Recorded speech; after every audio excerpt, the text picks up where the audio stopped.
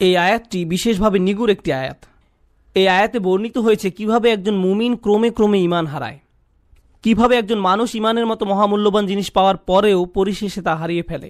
রাতারাতি কোনো ব্যক্তির ঈমান ধ্বংস হয়ে যায় না। একদিন সকালে ঘুম থেকে উঠে কোনো ঈমানদার ব্যক্তি মুনাফিক হয়ে যায় না। এটা একটা পর্যায়ক্রমিক প্রক্রিয়া। এই প্রক্রিয়াটি এই নিরন্তর বাণীতে প্রকাশিত হয়েছে, বালা, অবশ্যই তোমরা আমাদের সাথে ছিলে, ওয়ালাকিন্নাকুম ফাতানতুম আনফুসাকুম। আমি প্রথমে সহজ অনুবাদ বলছি, পরে ব্যাখ্যা করব। ওয়ালাকিন্নাকুম ফাতানতুম আনফুসাকুম।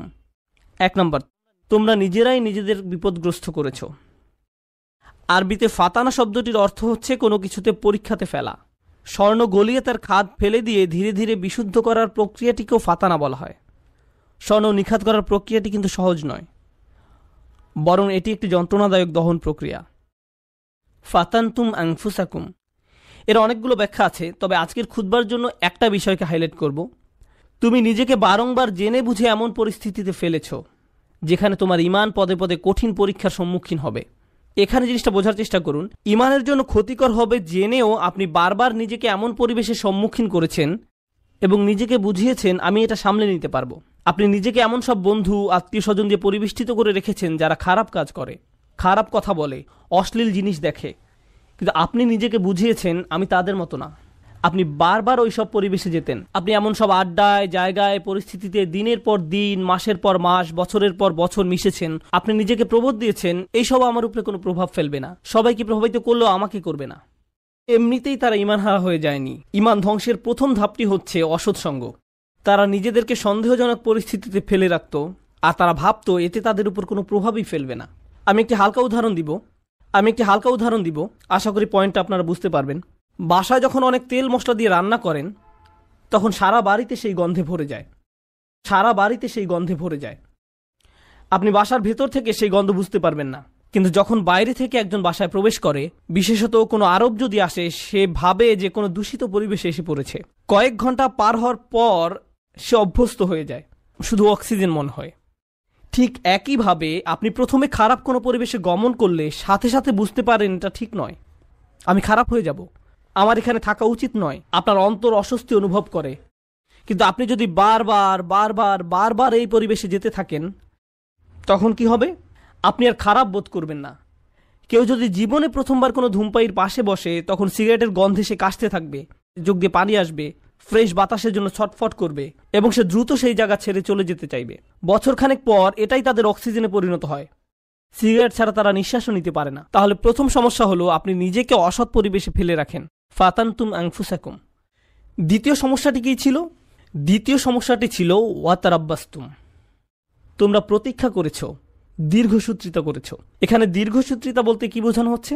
আপনি বুঝতে পেরেছিলেন যে এটা খারাপ, আপনার নিজের বিবেকের মাধ্যমে আপনি বুঝতে পেরেছিলেন যে আমার নিজেকে পরিবর্তন করা উচিত, কিন্তু নিজেকে বুঝিয়েছেন ইনশাআল্লাহ আমি খুব দ্রুত নিজেকে পরিবর্তন করব, আমি জানি নিজেকে পাল্টাতে হবে, আমি জানি এটা খারাপ, শুধু এই সপ্তাহ পরেই আমি সম্পূর্ণ ভিন্ন মানুষে পরিণত হব। বেশি না, আর একটা সেমিস্টার 2 মাস ওই বকে যাওয়া বন্ধুদের সাথে থাকবো, তারপর আমি অন্য কোর্স নিব। এখন ওদেরকে রাগানো ঠিক হবে না, আমি জানি এটা খারাপ, শুধু এই 1 মাস আমি এসব করব। আর এই 1 সপ্তাহ, এই আর 1টা বা 2টা পার্টি, 1টা 2টা ড্রিঙ্কস, এভাবে আপনি নিজেকে বলতে থাকেন। আর সামান্য একটু এই 9-10 মাস পরেই তো রমজানে সব ছেড়ে দিব, পুরাই চেঞ্জ হয়ে যাব। আমার প্ল্যান আছে হজে যাওয়ার, হজ থেকে আসার পর দেখবেন আমি কেমন ভালো মানুষে পরিণত হই। এভাবে আপনি নিজেকে বলতে থাকেন, আর সামান্য একটু, কিন্তু সে পর্যন্ত আমার জন্য দোয়া করতে থাকুন। ওয়াতারাব্বাসতুম। এই মুহূর্ত থেকে নিজেকে পরিবর্তন করতে চান না, আপনি নিজেকে শুধু খারাপ পরিবেশে ফেলেই রাখছেন না, এখনো নিজেকে পরিবর্তনের জন্য কোনো পদক্ষেপ নিতেও প্রস্তুত নন। মনে হচ্ছে আপনার কাছ থেকে অনেক বেশি কিছু চাওয়া হচ্ছে। যেভাবে আছেন সেভাবেই থাকতে চান, আরো কিছু খারাপ উপভোগ করতে চান। এটাই ওয়াতারাব্বাসতুম। আপনি ধারণা করে আছেন, আপনার প্রথম ধারণা ছিল আমি খারাপ পরিবেশে থাকলেও এটা আমার উপর কোনো প্রভাব ফেলতে পারবে না। সময়ের সাথে সাথে ভয়ঙ্কর খারাপ কিছু আপনার কাছে স্বাভাবিক হয়ে যায়। এখন অতারাব্বাস্তুম বা অপেক্ষা করতে থাকা, দীর্ঘসূত্রিতা করার প্রভাব কি? আপনি ভাবছিলেন আপনি যে কোনো সময় এই খারাপ কর্ম পরিত্যাগ করতে পারবেন, সব খারাপ সঙ্গ থেকে যে কোনো সময় সরে আসতে পারবেন। আরে আমি তো আর আসক্ত না, আমার তো আর এটার দরকার নেই, আমি তো আর এর সাথে আটকে যাইনি, যখন তখন বেরিয়ে যেতে পারবো। কিন্তু বাস্তবতা এটা নয়। যত বেশি সময় আপনি এর সাথে জড়িয়ে থাকবেন, আপনি তত বেশি এতে আসক্ত হবেন। তারপর এর থেকে বেরিয়ে যাওয়া অসম্ভব হয়ে পড়ে।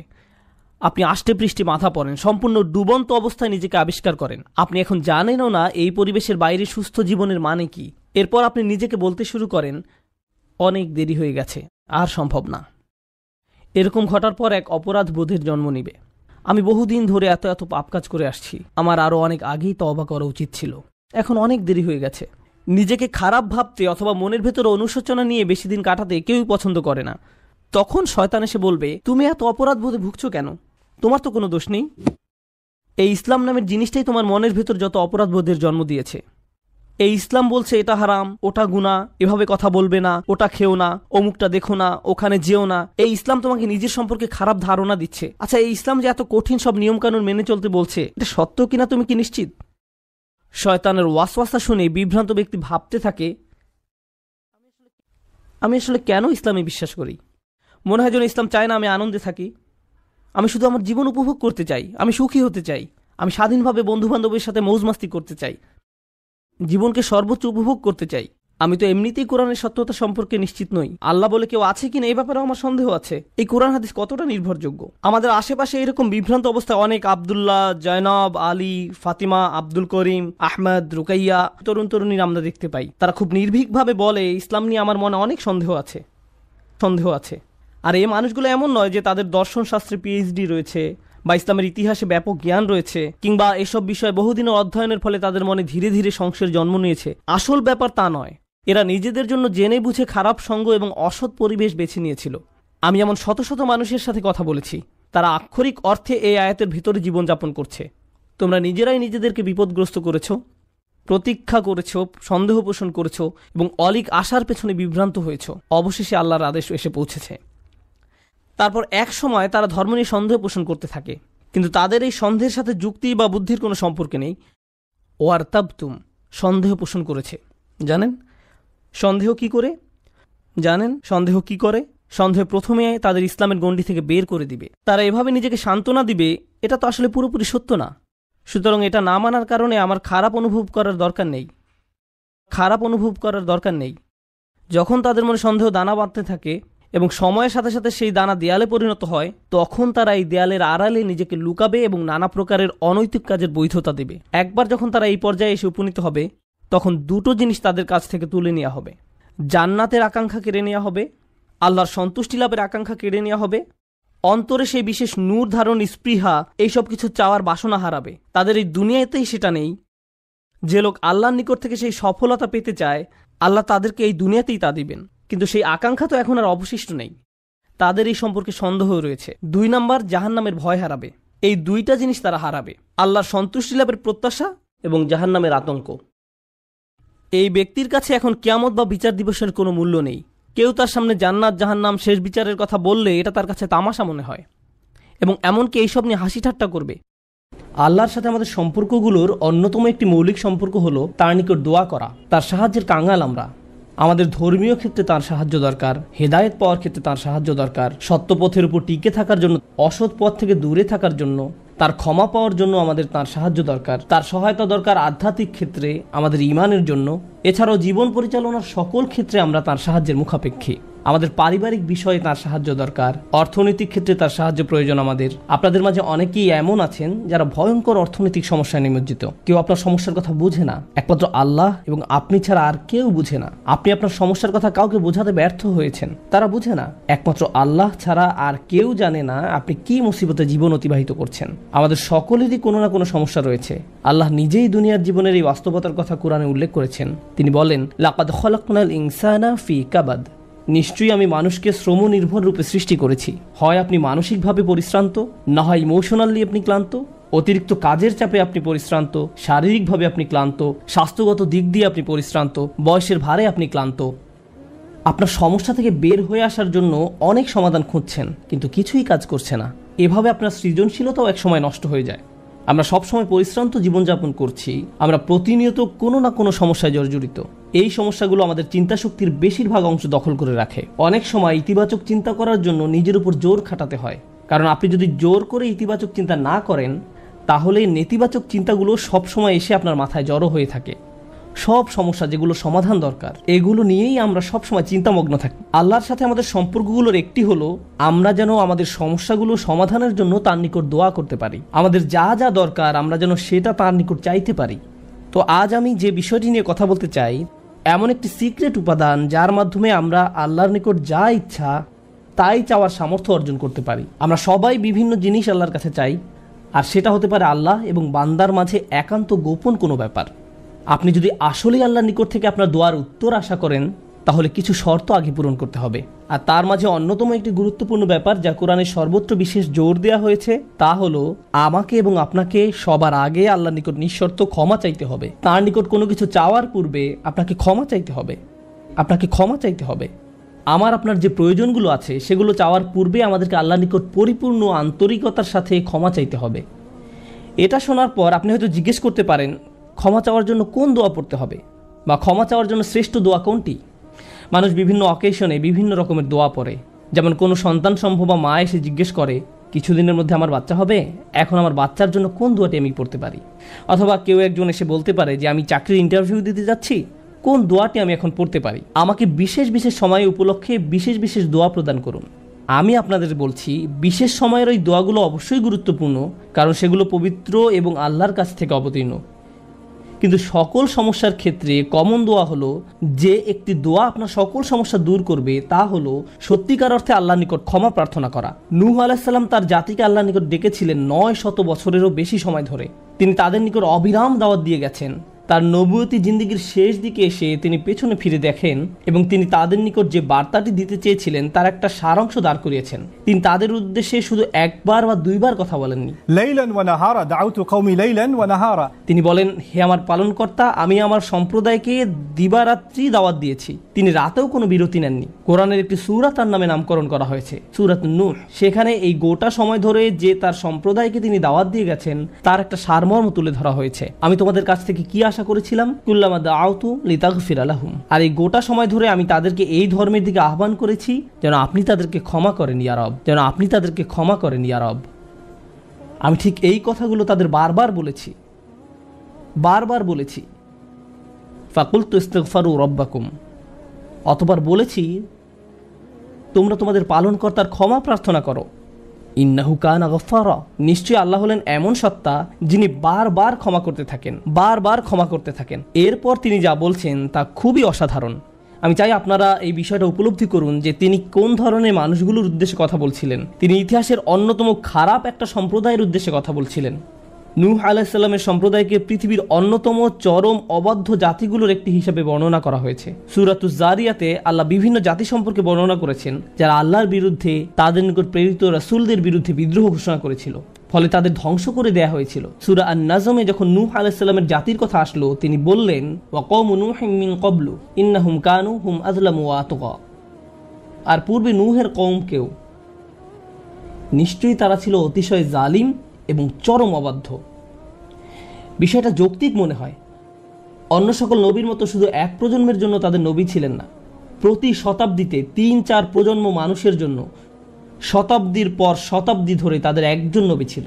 প্রতি ২০ বছর পর পর নতুন নতুন প্রজন্মের আবির্ভাব ঘটে, আর নূহ আলাইহিস সালাম এটা দেখেছিলেন শতাব্দীর পর শতাব্দী ধরে। প্রতি ২০ বছর পর পর নতুন নতুন প্রজন্মের আবির্ভাব ঘটে। তিনি ৪০ থেকে ৫০ প্রজন্মের মানুষদের দেখেছিলেন, আর তারা সবাই তাকে প্রত্যাখ্যান করেছিল। আর তিনি সকল প্রজন্মকে একই দাওয়াত দিয়ে যাচ্ছিলেন। একটি উদ্দেশ্যকে সামনে রেখে আমি এই বিষয়টির উপর আলোকপাত করছি। তিনি চরম অবাধ্য এক জাতির উদ্দেশ্যে কথা বলছিলেন। তাদের নিকট তিনি কি প্রস্তাব তুলে ধরেন? কি প্রস্তাব তুলে ধরেন? তিনি বলেন, ইস্তিগফারু রব্বাকুম, তোমাদের রবের ক্ষমা প্রার্থনা করো। ইন্নাহু কানা গফফারা, তোমরা বারবার আল্লাহর অবাধ্যতা করছিলে, তিনি বারবার ক্ষমা করতে থাকেন। তোমরা বারবার আল্লাহর অবাধ্যতা করছিলে, আল্লাহ বারবার ক্ষমা করতে থাকেন। কিন্তু তার প্রস্তাব এখানেই থেমে থাকেনি। তিনি বলেন, ইউরসিলুস সামাআ আলাইকুম মিদরারা। এখানে ইউরসিলু হলো জওয়াবে আমর। এর মানে হলো যদি তোমরা তার নিকট ক্ষমা প্রার্থনা করো তাহলে আল্লাহ তোমাদের জন্য আসমানের দরজা খুলে দিবেন, আর এটা তোমাদের উপর অজস্র ধারায় করুণা বর্ষণ করবে। এর দ্বারা বৃষ্টিও বোঝানো হতে পারে, কিন্তু পরিহাসের বিষয় হলো এখানে বৃষ্টি দ্বারা বন্যা ইঙ্গিত করা হয়নি, যদিও সব শেষে বন্যা কবলিত হয়েছিল নূহ আলাইহিস সালামের জাতি। এই আয়াতে আল্লাহ ভিন্ন ধরনের বৃষ্টির কথা বলেছেন। যদি তারা ক্ষমা প্রার্থনা করত, যে বৃষ্টি তাদের ধ্বংস করে দিয়েছিল সেই বৃষ্টি হতে পারত তাদের জন্য জীবন আহরণকারী। তারা বৃষ্টির জন্য প্রার্থনা করেনি, তারা বৃষ্টির জন্য প্রার্থনা করেনি, আর আল্লাহ তাদের বলছেন ক্ষমা প্রার্থনা করতো যদি তোমরা যদি ক্ষমা প্রার্থনা করো, আকাশের দরজা তোমাদের জন্য খুলে দেওয়া হবে আর তা বৃষ্টি বর্ষণ করতে থাকবে। আল্লাহ বলেননি যে পানি বর্ষিত হবে, তিনি বলছেন আকাশ বর্ষণ করবে, কারণ আকাশ শুধু বৃষ্টি নয়, আরও রহমত বর্ষণ করতে পারে। আকাশ থেকে ক্ষমা আসে, আকাশ থেকে প্রশান্তি আসে, বিশ্বাস আসে, রিজিক আসে, সমস্যার সমাধান আসে আসমান থেকে। তিনি তোমাদের জন্য আকাশ খুলে দিবেন আর আকাশের সকল সম্পদ তোমাদের উপর অঝোর ধারায় বর্ষিত হতে থাকবে। আর তোমরা এতদিন রহমতের ভাগিদার হতে পারছিলে না, কারণ তোমরা ক্ষমা প্রার্থনা করনি। তাই এখন ক্ষমা চাইলে এটা খুলে যাবে। একটা একটা করে আপনার সমস্যাগুলোর কথা আল্লাহকে বলেন। আপনার এমনও সমস্যা থাকতে পারে যেটার কথা আপনি নিজেও জানেন না, কিন্তু আল্লাহ জানেন। আমি আর আপনি যদি সত্যিকার অর্থে আল্লাহ নিকট ক্ষমা চাইতে পারি, তাহলে ওই অজানা সমস্যাগুলো স্বর্গীয় হস্তক্ষেপে সমাধান হয়ে যাবে। ইউরসিলুস সামা আলাইকুম মিদরারা। আল্লাহ সুবহানাহু ওয়া তাআলা এখানেই থেমে যাননি। আপনি কার জন্য ক্ষমা চাচ্ছেন? আপনার নিজের জন্য। ইস্তাগফিরু রাব্বাকুম, তোমরা নিজেদের জন্য ক্ষমা প্রার্থনা করো। আল্লাহ বলেন ওয়ায়ুমদিদকুম বিআমওয়ালিন ওয়া বানিনা, তোমাদের ধন সম্পদ, তোমাদের সন্তান সন্ততি বাড়িয়ে দেওয়া হবে। তিনি ধন সম্পদ এবং সন্তান সন্ততি দিয়ে তোমাদের ঐতিহ্যকে সমৃদ্ধ করে দিবেন। এমন সম্পদ নয় যা আপনাকে আল্লাহর কাছ থেকে দূরে সরিয়ে দিবে, কারণ এই টাকা দেওয়ার কথা এসেছে আপনার ক্ষমা চাওয়ার প্রেক্ষাপটে। তিনি আপনাকে ভালো অর্থ দিবেন যা আপনার জন্য দুনিয়াতে এবং পরকালে কল্যাণ নিয়ে আসবে। তিনি আপনাদের ভালো সন্তান দান করবেন যারা আপনার জীবিত থাকা অবস্থায় ভালো কাজ করবে, তারা আপনাদের সম্মান করবে, ভালোবাসা দেখাবে, আনুগত্য করবে, আপনি তাদের দেখে গর্বিত হবেন। এমনকি আপনি এই দুনিয়া ছেড়ে চলে গেলেও তারা ভালো কাজ করতে থাকবে, যা সাদাকায়ে জারিয়া হিসাবে আপনার আমলনামায় এসে যোগ হবে। আল্লাহ আপনাকে এই সব কিছু দান করবেন। প্রসঙ্গত এই দুই শব্দ অর্থ এবং সন্তান সন্ততি। ইন্নাহুম আসাউনি ওয়াত্তাবাউ মান লাম ইয়াজিদহু মালুহু ওয়া ওয়ালাদুহু ইল্লা খাসারা। আমার সম্প্রদায় আমাকে অমান্য করেছে আর অনুসরণ করেছে এমন লোককে যার অর্থ ও সন্তান সন্ততি কেবল তার ক্ষতি বৃদ্ধি করেছে। কিন্তু আপনার ক্ষমা চাওয়ার পরে আল্লাহর পক্ষ থেকে যে ধন সম্পদ এবং সন্তান সন্ততি আসে, তা আপনার জন্য শুধু কল্যাণই নিয়ে আসে।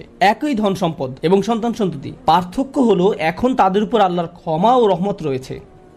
বিষয়টা এমন যেন তারা দূষিত হয়ে গিয়েছে, যতক্ষণ না আল্লাহ তার ক্ষমার মাধ্যমে তাদের পরিশুদ্ধ করেন। আল্লাহর নিকট ক্ষমা প্রার্থনা করলে কত শত পথ আপনার জন্য খুলে যাবে। আসমানের দরজা আপনার জন্য এমনভাবে খুলে যাবে যে আপনি কল্পনাও করতে পারবেন না। আপনি সবকিছু আরো ভালোভাবে বুঝতে পারবেন। আপনার ব্যক্তিগত সমস্যাগুলো দূর হতে শুরু করবে। উদাহরণস্বরূপ রাগের কথা ধরা যাক। রাগ হওয়া থেকে মুক্তি পাওয়া আসলেই অনেক কঠিন।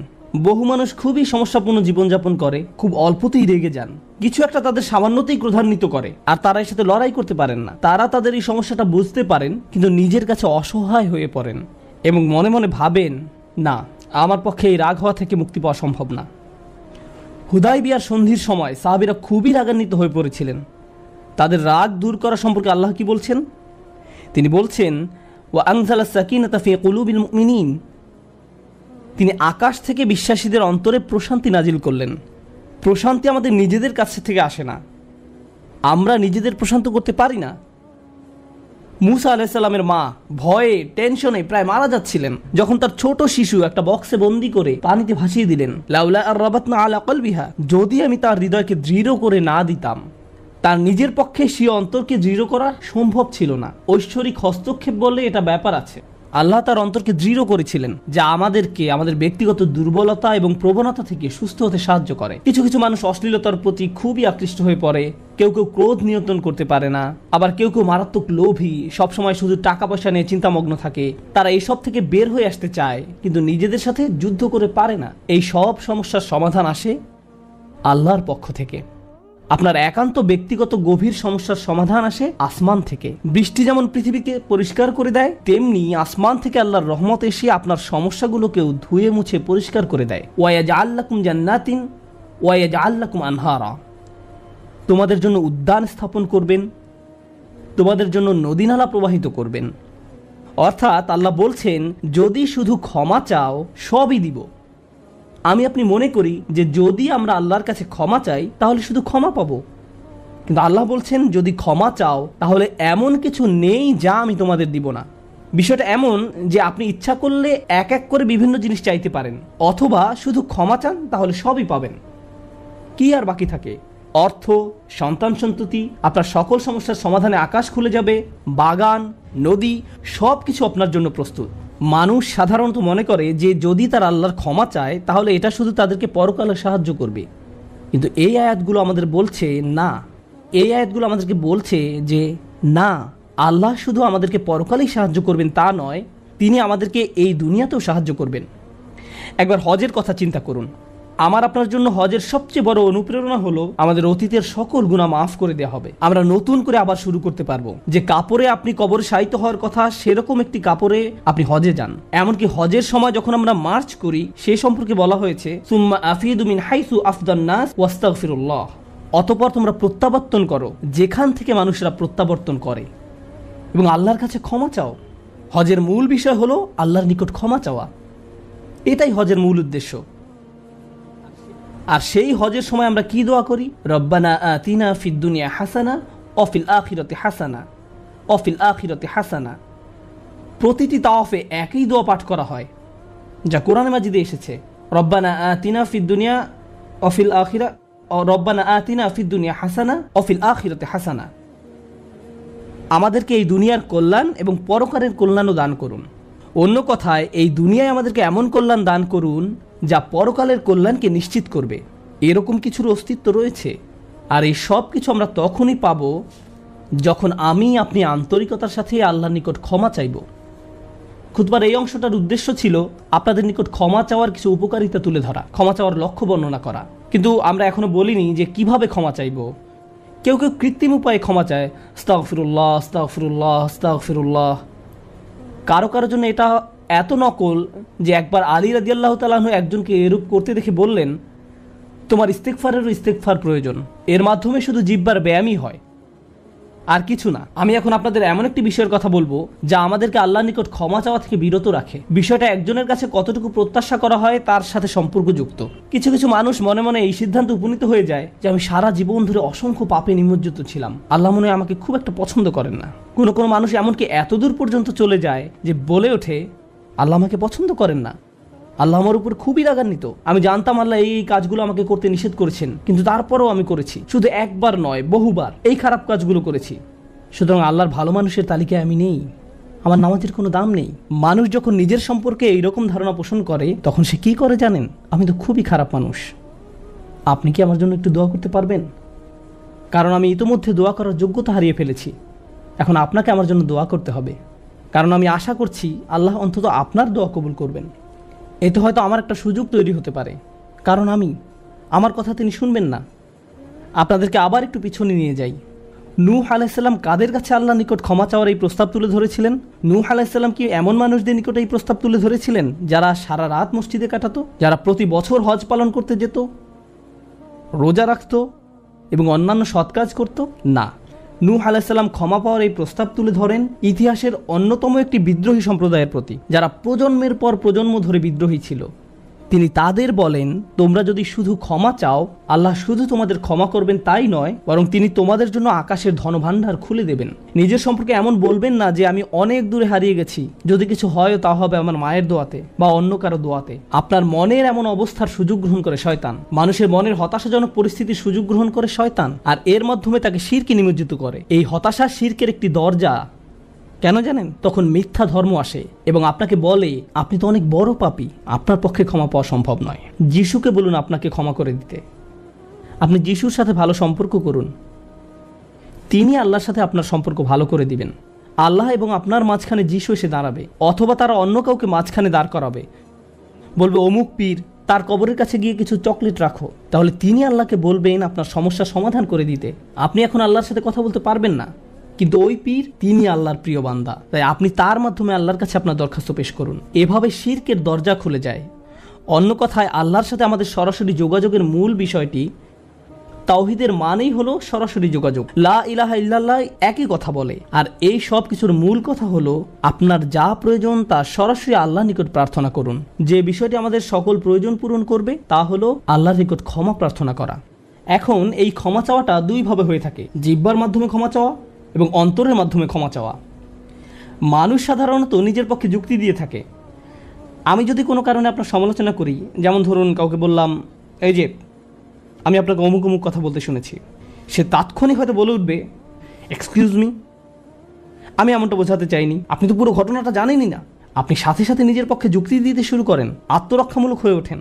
বালিল ইনসানু আলা নাফসিহি বাসীরা ওয়ালাউ আলকা মাআযিরা। মানুষ নিজের সম্পর্কে সুধারণা পোষণ করে, তারা প্রচুর অজুহাত দেখায়। আপনি যদি আসলেই আল্লাহর ক্ষমা চান, আপনাকে নিরিবিলি একটা সময় খুঁজে পেতে হবে। যদি আরবিতে দোয়া করতে না পারেন, কোনো সমস্যা নেই। আপনি শুধু পাঞ্জাবি, বাংলা, বাহাসা বা উর্দু জানেন, কোনো ব্যাপার না। আপনি আপনার নিজস্ব ভাষাতেই আল্লাহর সাথে কথা বলুন। আন্তরিকতার সাথে আপনার অপরাধগুলো স্বীকার করুন, কোনো অজুহাত দেখাবেন না। এরকমটা করতে পারা আসলেই কঠিন, কারণ আয়নার সামনে দাঁড়িয়েও আমরা নিজের সাথে মিথ্যে কথা বলি। নিজেকে এভাবে প্রবোধ দেই, আমি আসলে অত খারাপ না, আমি যা যা করেছি তার কারণ আছে। যখন আপনি আল্লাহর সামনে দাঁড়াবেন, নিজের কাজের বৈধতা দেওয়ার কথা ভুলে যান। আল্লাহ জানেন আপনি কি অবস্থার মধ্যে দিয়ে যাচ্ছেন। তিনি জানেন এটা কঠিন সময় ছিল। তিনি জানেন অমুক অমুক বিষয় আপনাকে সম্পূর্ণ গ্রাস করে ফেলেছিল। ইয়া রব, আমি অনেক চাপের মধ্যে ছিলাম, তাই মদ খেয়েছি। তিনি আপনার সবগুলো অজুহাত সম্পর্কে আপনার চেয়ে ভালোভাবে জানেন। আপনাকে অকপটে তার নিকট আসতে হবে, ফিল্টার ছাড়া, কোনো দ্বিধাদ্বন্দ্ব ছাড়া, নির্দ্বিধায়, কোনো রকমের বিব্রত বোধ করা ছাড়া। অনেক সময় আমরা নিজেদের পাপ স্বীকার করতে বিব্রত বোধ করি, একরাশ লজ্জা এসে আমাদের জড়িয়ে ধরে। কিন্তু যতক্ষণ না আপনি আল্লাহর নিকট অকপটে সকল পাপ স্বীকার করে নিচ্ছেন, আর এভাবে যখন নিজের উপর যে অন্যায়গুলো এতদিন ধরে করে এসছেন তা আপনি মুখ দিয়ে উচ্চারণ করতে শুরু করবেন, আমার বিশ্বাস করতে কষ্ট হয় যে সে সময় আপনার চোখ দিয়ে কোনো অশ্রু নির্গত হবে না। একজন মানুষের পক্ষে এটা অসম্ভব যে সে আল্লাহর সামনে এভাবে নিজেকে খোলাখুলি উপস্থাপন করবে আর তার চোখ দিয়ে কোনো অশ্রু বের হবে না, কারণ এটা দুর্বলতা প্রকাশের সময়। দুনিয়ার সামনে আমরা সাধারণত নিজেকে শক্তিশালী, আত্মবিশ্বাসী এবং দিব্যি সুস্থ হিসাবে উপস্থাপন করি। সবাই আমাদের দেখে মনে করে সবকিছু ঠিক আছে, কিন্তু ভেতরে ভেতরে যে আমি বহু সমস্যায় জর্জরিত তা একমাত্র আল্লাহ জানেন। আপনাকে সকল জড়তা কেটে তার নিকট সম্পূর্ণ খোলাখুলিভাবে নিজেকে উপস্থাপন করতে হবে, আর কেবল তখনই আপনি আল্লাহর নিকট ক্ষমা চাওয়ার অবস্থানে যেতে পারবেন। তারপর সিজদায় গিয়ে কাঁদতে থাকুন। তখন এটা শুধুমাত্র আস্তাগফিরুল্লাহ আস্তাগফিরুল্লাহ বলার মতো হবে না, এটা হয়ে উঠবে আল্লাহর সাথে একটি সত্যিকারের কথোপকথন, আল্লাহর নিকট সত্যিকার অর্থে পাপ স্বীকার। এটা খুবই শক্তিশালী একটা অনুশীলন, চেষ্টা করে দেখুন। আপনাকে একটা নিরিবিলি সময় খুঁজে পেতে হবে। নিশ্চিত করুন যে কেউ আপনার কথা শুনছে না। আপনার স্ত্রী বিছানায় শুয়ে আছে, এমত অবস্থায় মাঝরাতে ঘুম থেকে উঠে এভাবে দোয়া করতে পারবেন না, ইয়া আল্লাহ আমাকে ক্ষমা করে দিন, কারণ আপনার স্ত্রী তো আপনার দোয়া শুনতে পাচ্ছে। এভাবে করাটা নিষিদ্ধ নয়, কিন্তু একা একা দোয়া করা আপনার জন্য ভালো হবে। মোট কথা, নির্জন কোনো জায়গা খুঁজে বের করুন যেখানে আপনি একান্তে আল্লাহর সাথে কথা বলতে পারবেন। যদি আপনি এক গাদা আরবি দোয়া মুখস্থ করেন যার অর্থও আপনি জানেন না, আর বিড়বিড় করে সেগুলো উচ্চারণ করতে থাকেন, রব্বানা আতিনা ফিদ দুনিয়া হাসানাতাও ওয়া ফিল আখিরাতি হাসানাতাও, সে দোয়াগুলো অবশ্যই উত্তম এবং শক্তিশালী, কিন্তু আপনার অন্তরের সাথে যদি সেগুলোর কোনো যোগাযোগ না থাকে, শুধু জিহ্বা দিয়ে উচ্চারণ করছেন, তাহলে আপনি আসলে ক্ষমা প্রার্থনা করছেন না। আল্লাহ আপনাকে এই জিকিরের পুরস্কার দান করুন, কিন্তু এর নাম আসলে ইস্তিগফার বা ক্ষমা প্রার্থনা নয়। ইস্তিগফার অন্য কিছু। যখন আপনার চক্ষু খুলে অশ্রু নির্গত হতে শুরু করে, তখন আকাশের দরজা খুলে যায়, তখনই সেটা খুলবে। এই দুইটার মাঝে একটা কানেকশন আছে। সর্বশেষ যে বিষয়টি আমি আপনাদের সাথে শেয়ার করতে চাই তা হলো আল্লাহর উপর আশা ধরে রাখা। অনেকের জন্য এই বিষয়টা মেনে নেওয়া বেশ কঠিন যে আল্লাহ তার কথা শুনবেন, আমার দোয়া তার নিকট গুরুত্বহীন, আমি দোয়া করার কোনো অর্থ দেখি না। আপনাদের একটা কথা বলে রাখি, আল্লাহর নিকট থেকে আপনি সর্বশ্রেষ্ঠ যে উপহারটি পাবেন তা কি জানেন? ক্ষমা। এটাই সর্বশ্রেষ্ঠ উপহার। আপনি এটার মূল্য উপলব্ধি করুন আর নাই করুন, আর যা কিছু আল্লাহ আপনাকে দিবেন বলেছেন এর সবই অতিরিক্ত। আপনাদেরকে একটা উদাহরণ দিই। আমার অনেকগুলো সন্তান আছে। ধরুন আমার এক সন্তানের উপর আমি খুবই অসন্তুষ্ট, সে কোনো একটা অন্যায় করেছে, আমি খুবই রাগান্বিত হয়ে আছি, আমার বিশ্বাস করতে কষ্ট হয় যে তুমি এটা করেছো। এভাবে আমি তাকে কিছুটা বকাঝকা করলাম, তোমার এটা বলা উচিত হয়নি, তোমার এটা করা উচিত হয়নি। তারপরের দিন অন্য এক সময় আমার জন্য তার কিছু একটা করার কথা, যেমন আমার জন্য একটা কার্ড বানানোর কথা যাতে লেখা থাকবে বাবা আমি তোমাকে ভালোবাসি। সে জিনিসটা আঁকলো, কিন্তু তারপর কি মনে করে কাগজটা টুকরা টুকরা করে ময়লার বক্সে ফেলে দিল। এটা দেখে তার অন্য ভাই বলল, তুমি এটা ফেলে দিলে কেন? জবাবে সে বলল, বাবা আমার উপর খুবই রাগান্বিত, তিনি এটার প্রতি কোনো গুরুত্ব দিবেন বলে মনে হয় না। আমি যদি জানতাম যে সে বিষয়টাকে এভাবে দেখছে তাহলে আমি কি করতাম? আমি কি এভাবে বলতাম যে হ্যাঁ ফেলে দাও? না, বরং আমি আবেগে কেঁদে ফেলতাম, কিভাবে তুমি ভাবতে পারলে যে আমি তোমাকে আর ভালোবাসি না? হ্যাঁ তুমি অন্যায় করেছো, তুমি ভুল করেছো, কিন্তু তুমি এখনো আমার সন্তান। তুমি 1000 বার ভুল করলেও আমি তোমাকে ভালোবাসবো। আমাকে ওই কার্ডটি দাও, আমি সেটা ফ্রেমে বাঁধিয়ে রাখবো, ময়লার বাক্স থেকে নিয়ে গ্লাসে আটকিয়ে রাখবো, সারা জীবন ধরে যত্ন করে রাখবো। কেন? কারণ আমি আমার সন্তানদের ভালোবাসি, তারা যতই ভুল করুক না কেন, এমনকি যদি তাদের আচরণ আমাকে রাগান্বিতও করে। এটা শুধু আমি এবং আমার সন্তানদের সম্পর্ক। কিন্তু আমি আমার আর সন্তানদের নিয়ে কথা বলছি না। এই উদাহরণের মাধ্যমে আমি কথা বলছি আমার এবং আল্লাহর সম্পর্ক নিয়ে। আমি ভুল করি, আল্লাহ এমনকি আমাকে বকাঝকাও করেন না। আমি ভুল করার কারণে তিনি আমার উপর বজ্রপাত করেননি, তিনি আমাকে জাহান্নামে নিক্ষেপ করেননি, তিনি আমার হার্টবিট বন্ধ করে দেননি। যখনই আমি মিথ্যে বলি আমি বোবা হয়ে যাই না। প্রতিবার হারাম কিছু খেয়ে ফেলার কারণে আমার হাত অবশ হয়ে যায় না। হারাম কিছুর দিকে তাকানোর কারণে আমি অন্ধ হয়ে যাইনি। তিনি এখনো দিয়েই যাচ্ছেন। আর আমি কিনা চিন্তা করতে শুরু করলাম যে আল্লাহ আমাকে আর ভালোবাসেন না। আল্লাহর সাথে আমার সম্পর্ক একসময় ভালো ছিল, কিন্তু এখন যেহেতু আমি খারাপ হয়ে গিয়েছি তাই ভালোবাসাও এখন হারিয়ে গেছে। তাহলে দোয়া করার কি অর্থ আছে? মনে রাখুন, আল্লাহর মতো কেউ আপনাকে ভালোবাসে না। আমি আমার সন্তান বা পিতামাতার প্রতি যে ভালোবাসা প্রদর্শন করি তা আল্লাহ তাআলা আমার ভেতরে দিয়েছেন। আমরা এমনি এমনি কাউকে ভালোবাসতে সক্ষম নই। ভালোবাসা আল্লাহর পক্ষ থেকে একটি উপহার। যদি আল্লাহর দুইটি সৃষ্টির মাঝে ভালোবাসা এত দৃঢ় হয়, আমাদের পক্ষে কল্পনাও করা সম্ভব নয় যে আমাদের জন্য আল্লাহর ভালোবাসা কত প্রগাঢ়, যে আমাদের জন্য আল্লাহর ভালোবাসা কত গভীর। কেউ এর বিপরীত বললে তার কথায় কান দিবেন না। একমাত্র যে মনে করে আল্লাহ তাকে ঘৃণা করে, তার কোনো আর আশা নেই, সে হলো শয়তান। সে এটা বিশ্বাস করে। তার ক্ষমা চাওয়ার কোনো কারণ নেই, কারণ তার সকল আশা হারিয়ে গেছে আর সে নিজের সম্পর্কে এটা মেনে নিয়েছে। এখন আপনি যদি নিজের সম্পর্কে এরকম মনে করেন, তাহলে কার পথ আপনি অনুসরণ করছেন? একবার চিন্তা করে দেখুন। যদি আদম আলাইহিস সালাম জান্নাতে থাকা অবস্থায়, আর জান্নাতের চেয়ে উত্তম কোনো জায়গা তো আর আপনার পক্ষে থাকা সম্ভব নয়, তারপর তিনি একটি ভুল করলেন আর আল্লাহ আযজা ওয়া জাল্লা তাকে দুনিয়াতে পাঠিয়ে দিলেন। এখন আদম আলাইহিস সালাম যদি এরকম চিন্তা করতেন, আমার এত বড় একটা ডিমোশন হয়ে গেল, আমি কিভাবে আল্লাহর সাথে আবার কথা বলবো? আমি তাকে এত হতাশ করার পর কিভাবে কথা বলবো? কিন্তু আল্লাহ তাকে শিখিয়ে দিলেন কি করতে হবে, কিভাবে তার অন্তর আবার ঠিক করতে হবে। রব্বানা যালামনা আনফুসানা ওয়া ইল্লাম তাগফির লানা ওয়া তারহামনা লানাকুনান্না মিনাল খাসিরিন। জান্নাতের তুলনায় দুনিয়া তো কিছুই না। তিনি জান্নাত থেকে দুনিয়ায় এলেন, এত দূর নেমে আসা সত্ত্বেও এখনো তিনি আল্লাহর নিকটেই আছেন। এই শব্দগুলোই আল্লাহর সাথে তার সম্পর্ক আবার জুড়ে দিল। দোয়ার উপর আস্থা হারাবেন না। এত দূর নেমে আসা সত্ত্বেও এখনও তিনি আল্লাহর নিকটেই আছেন। আন্তরিকভাবে আল্লাহর কাছে কিভাবে দোয়া করবেন তার প্রস্তুতি এখনই শুরু করুন। মনে রাখুন, আল্লাহ আপনাদের সবার দোয়া শুনবেন। উজিবু দাওয়াতাদ দাঈ ইযা দান। এই ঘোষণাটি রমজান মাসের। আমি আহ্বানকারীটাকে সাড়া দেই যখন সে আমাকে ডাকে। এটা আল্লাহর অঙ্গীকার। আর আমি আপনি 1 নম্বর যে দোয়াটি করব তা হলো ক্ষমা চাওয়ার দোয়া। আল্লাহ আমাদেরকে এমন মানুষে পরিণত করুন যারা সত্যিকার অর্থে ক্ষমা চায়। আল্লাহ আমাদের অন্তরে তার নিকট ক্ষমা প্রার্থনা করার তীব্র ব্যাকুলতা তৈরি করে দিন। আল্লাহ আমাদের অন্তরকে এমন নরম করে দিন যেন আমাদের চোখ দিয়ে অশ্রু নেমে আসে। আমরা যারা তার নিকট ক্ষমা প্রার্থনা করি, আমাদের সবার জন্য আল্লাহ আযজা ওয়া জাল্লা তার রিজিকের দরজা খুলে দিন। সর্বশেষ একটা বিষয় মনে করিয়ে দিতে চাই যে আল্লাহ আযজা ওয়া জাল্লা অনেক পথভ্রষ্ট জাতিকে ধ্বংস করা থেকে বিরত থাকেন। কেন জানেন? কারণ সেখানে এমন মানুষ রয়েছে যারা আল্লাহ নিকট ক্ষমা চায়। শুধু তাদের মাঝে এমন কিছু মানুষ রয়েছে যারা এখনও আল্লাহ নিকট ক্ষমা প্রার্থনা করে। তাদের কারণেই আল্লাহ গোটা জাতিকে আর ধ্বংস করেন না। ইস্তেগফার করা মানুষে পরিণত হন। আল্লাহ আমাদের সবাইকে রক্ষা করুন।